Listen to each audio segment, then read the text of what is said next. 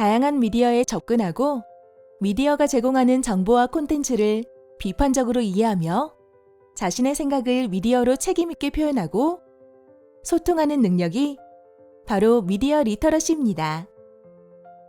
미디어가 위험하지 않으려면, 미디어가 도움이 되려면 미디어 리터러시를 갖추어야 한다라고 교육자들은 이야기를 합니다. 그래서 그렇게 미디어를 비판적으로 볼 수 있는 능력이 있고 내가 잘 쓸 수 있는 능력이 있어야만 이 넓은 미디어 환경을 잘 헤쳐나갈 수 있다라고 이야기를 하는 거죠.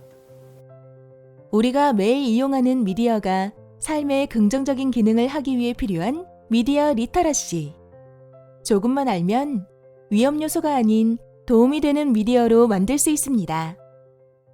미디어 환경에 대해서 이해하는 능력, 미디어를 비판적으로 볼 수 있는 능력, 그리고 내가 잘 만들 수 있는 능력, 그것을 통해서 남들과 소통할 수 있는 능력, 그것을 통해서 사회에 참여할 수 있는 능력까지 다 포괄하는 게 사실은 미디어 리터러시입니다. 아이들이 미디어를 능숙하게 다루는 것과 미디어 리터러시와는 별개입니다. 기계를 잘 만지는 거를 우리는 미디어를 잘 쓴다라고 착각하기가 쉬워요. 사실은 기계를 잘 쓰고 잘 만지는 것과 내가 무엇이 어디에 있는지 알고 그것에 대해서 이해를 하는 것, 그리고 남에게 상처를 주지 않고 소통할 수 있는 것, 그런 능력은 교육으로 지원을 해줘야 되고, 이제 미디어 리터러시라는 능력을 가지면서 조금 더 그게 폭이 넓어질 수 있는 거라고 생각이 들거든요. 그렇다면 미디어 리터러시를 어떻게 키워줘야 할까요? 무언가를 계속 가르쳐 준다기보다 같이 배워가는 교육이라고 생각을 하고, 미디어 리터러시 교육이 잘 되려면 그런 두려움을 일단 떨치고 내가 쓰고 우리가 쓰는 미디어에 대해서 같이 생각해 보는 방향으로 교육을 하는 게 제일 훌륭한 교육이라고 저는 생각을 합니다. 이해와 이용, 그리고 소비와 생산의 관점에서 미디어 리터러시 교육이 이루어져야 합니다.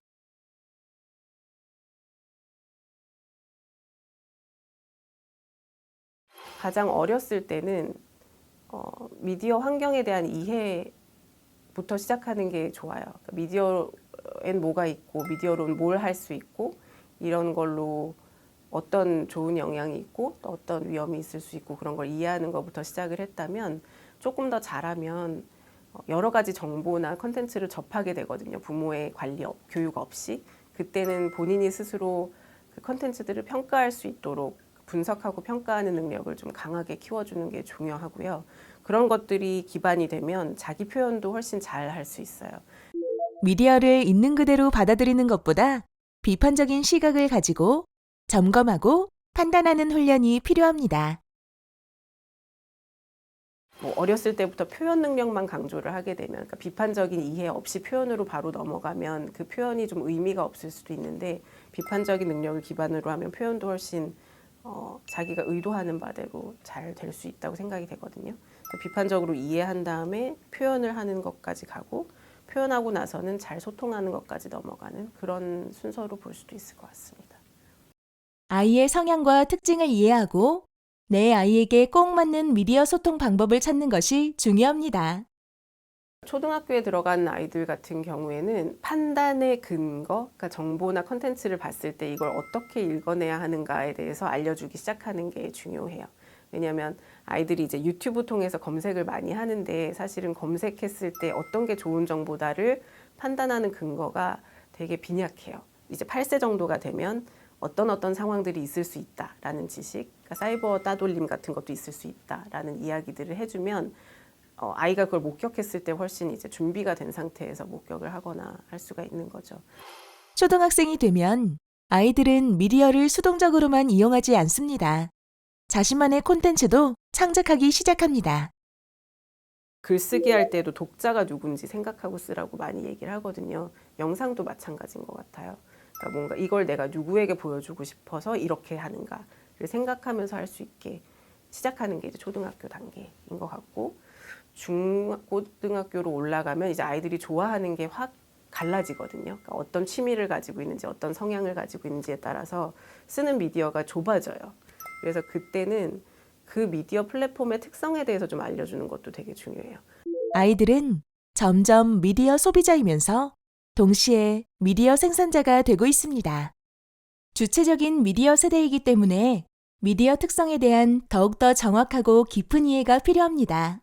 사실은 우리가 있는 플랫폼을 그냥 쓰는 사람이라고 생각하기 쉽지만 만들 수도 있고 바꿀 수도 있고 개선할 수도 있는 주도적인 사람인 거거든요. 그냥 소비자일 뿐만 아니라 생산자이기도 한 사람이니까.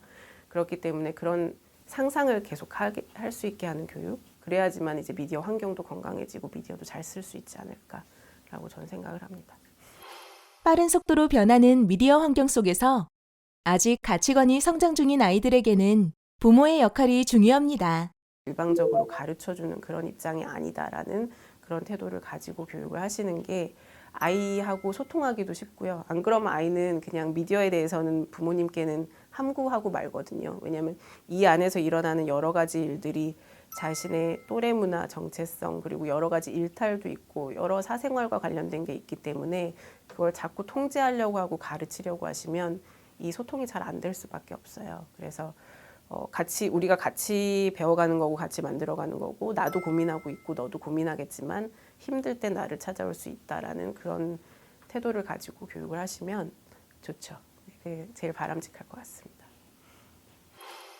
미디어 리터러시는 미디어가 지배하는 시대를 살아가는 아이들의 또 하나의 성장판입니다.